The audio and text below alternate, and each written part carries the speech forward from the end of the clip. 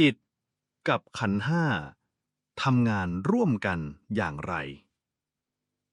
สวัสดีผู้แสวงธรรมทุกท่าน วันนี้เราจะมาคุยกันถึงเรื่องจิตกับขันธ์ห้าทำงานร่วมกันอย่างไร ซึ่งเป็นหัวข้อสำคัญมาก หากเราเข้าใจเรื่องนี้ชัดแจ้งแล้ว จะสามารถแยกแยะได้ว่า อะไรคือขันธ์ห้า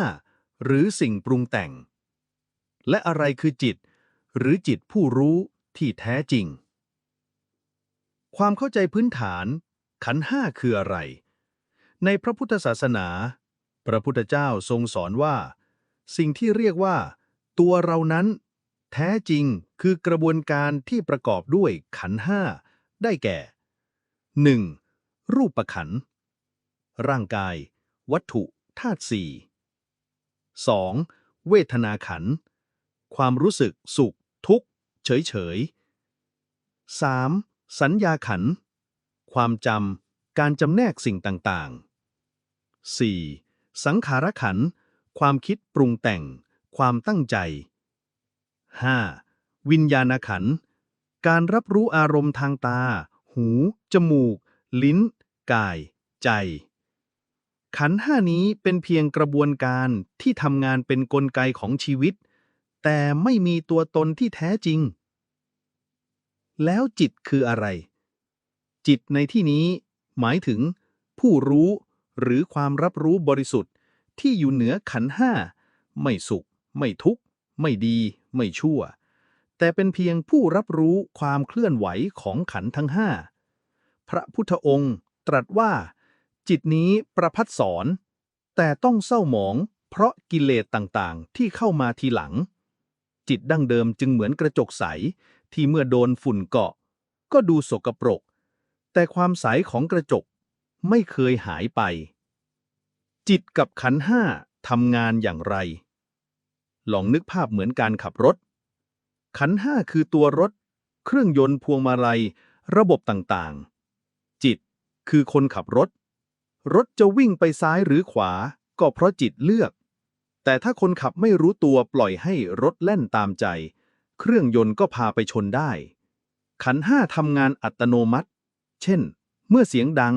หูได้ยิน วิญญาณรับรู้ สัญญาจำว่าเสียงนี้น่ารำคาญ เวทนาเกิดความหงุดหงิด สังขารคิดด่าว่า และอาจแสดงออกเป็นการกระท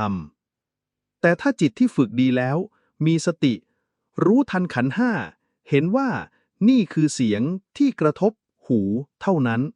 เวทนาเกิดแล้วดับ สังขารคิดขึ้นแล้วก็เปลี่ยน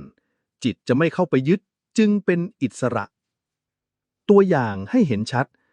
ลองสมมุติว่าคุณกำลังนั่งอยู่ในห้องที่เงียบสงบ แล้วมีคนมาตะโกนใส่หน้าคุณว่า คุณมันโง่ ถ้าไม่รู้เท่าทัน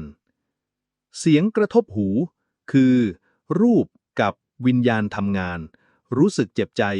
คือเวทนาทำงาน คิดตอบโต้คือสังขารทำงาน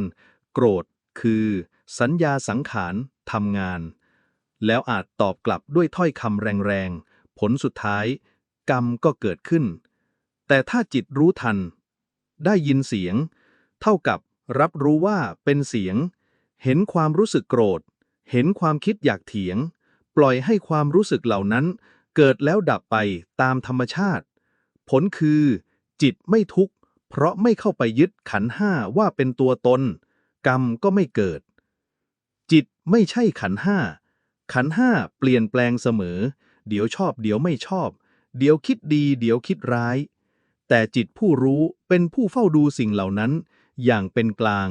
เหมือนท้องฟ้าที่เปิดโล่ง แม้มีเมฆฝนพัดผ่าน ฟ้าก็ยังคงเป็นฟ้า เมฆเหมือนกับขันธ์ห้า ท้องฟ้าเหมือนจิต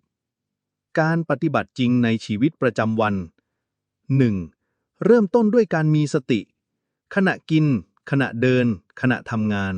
ให้มีสติรู้สึกตัวว่ากำลังกิน กำลังเดิน กำลังทำงาน 2. สังเกตขันธ์ที่เกิดขึ้น ขณะโกรธ สังเกตเวทนา สังขาร สัญญาที่ทำให้โกรธ ขณะดีใจ รู้ทันความยึดติดที่แอบแฝง ที่เกิดมาจากเวทนา 3. เจริญสติสร้างความรู้สึกตัวคือจิตตสิกขา ฝึกสติให้เกิดผู้รู้ ผู้ดู คอยดูขันธ์ห้าโดยไม่เข้าไปคิด ไม่เข้าไปปรุงแต่ง 4. ปล่อยวาง รู้ว่าขันธ์ทั้งห้าเป็นของเกิดแล้วดับ ไม่ใช่ของเรา ความทุกข์จะเบาบางลงอย่างชัดเจน ขันธ์ห้าเป็นกลไกที่ประกอบขึ้นชั่วคราว จิตเป็นผู้รู้ ผู้ดู ไม่ใช่ขันธ์ห้า ผู้ที่เข้าใจสิ่งนี้ชัด จะค่อยๆหลุดพ้นจากการยึดมั่นถือมั่น เห็นขันธ์ห้าเป็นเพียงสิ่งที่ถูกรู้ และจิตเป็นผู้รู้ จึงเป็นอิสระจากความทุกข์ในที่สุด สาธุ